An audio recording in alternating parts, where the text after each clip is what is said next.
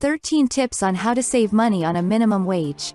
Bills, groceries, debts, and the overall escalating cost of living. Because of this, keeping your money in your pockets has become quite difficult.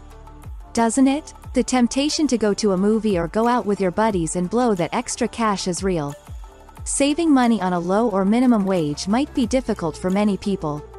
Inconsistency or the simple fact that things don't go as planned are two of the most common reasons why people fail to save money despite making multiple attempts. Hello Moneymakers community, welcome back to our YouTube channel.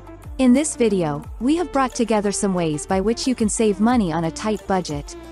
Learn with us some awesome and realistic ways to save money and kiss your financial worries goodbye. But before we begin, if you are new here, make sure to subscribe to our channel and turn on notifications to never miss any updates. We offer free advice, so make sure you watch the whole video so you don't miss any of the helpful tidbits that could help you save a lot of cash. Here are the 13 tips on how to save money on a minimum wage. Number 1. Set a saving goal. In order to achieve anything, you must first decide to do so. Because of this, our first piece of advice for you on how to save money on a minimum wage is to make saving money a priority. There are both immediate needs, like money for an unexpected expense, and more distant wants, like saving for retirement or buying a home. Determine how much you need to save each month by establishing a goal and figuring out what kind of savings you'll need to achieve it. Number 2. Make up a 50-30-20th budget. Money and finances are difficult to navigate, especially for those with limited resources. What if we told you there was a way to live comfortably on the bare minimum and still save money for the future?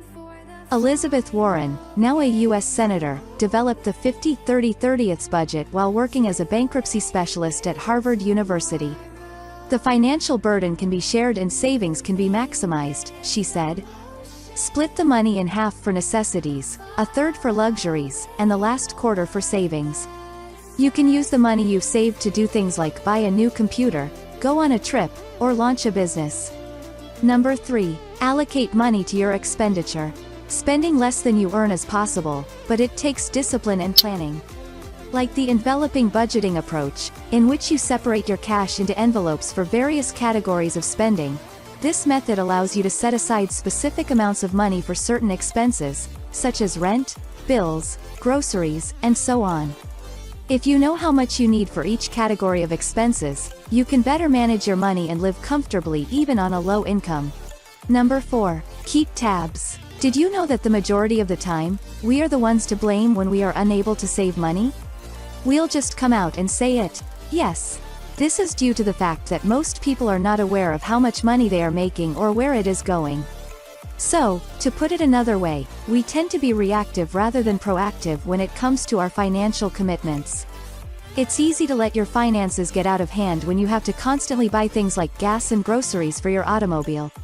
If a crisis were to arise, you would have nothing to rely on.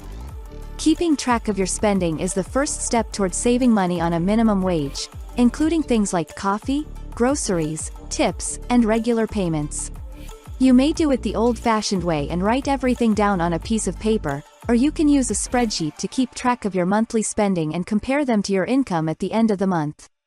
You'll be able to save more money and reduce wasteful spending. Number 5. Cut down your overall spending.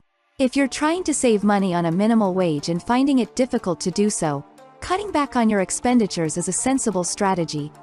First, identify what is truly necessary and what is merely desirable. Reduce your spending on things like eating at restaurants. Seeing how the price of buying food and cooking it at home compares to eating out can be very useful. You should also try to control your impulse to eat at restaurants whenever the mood strikes. While it's important to treat yourself occasionally, just think of how much money you could save if you stopped ordering takeout.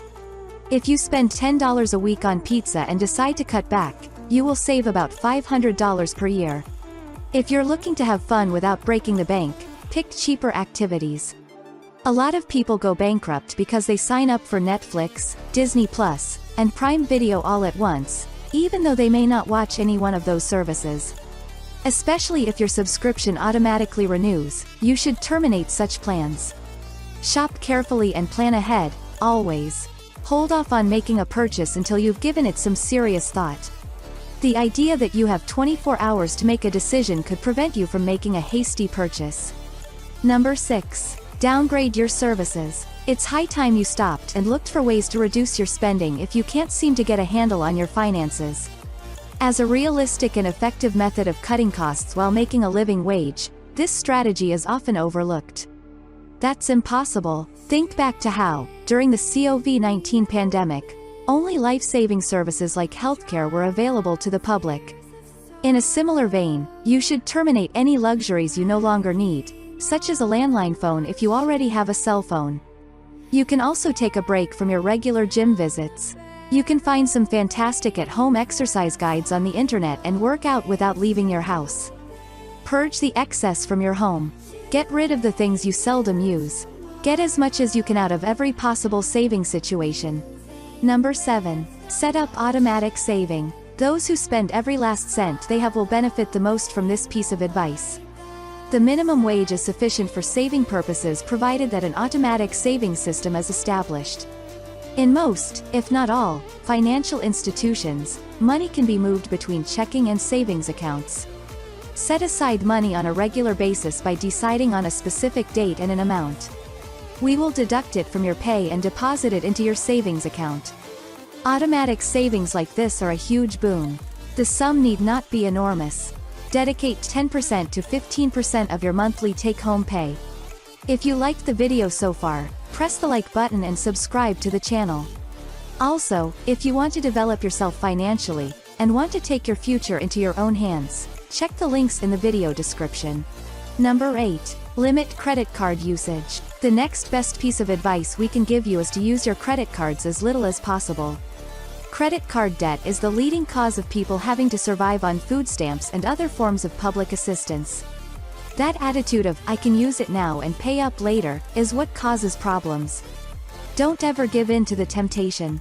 Do not use your credit card past a certain limit you have established in order to avoid stressing over repayment. Number 9. Cut down on your groceries.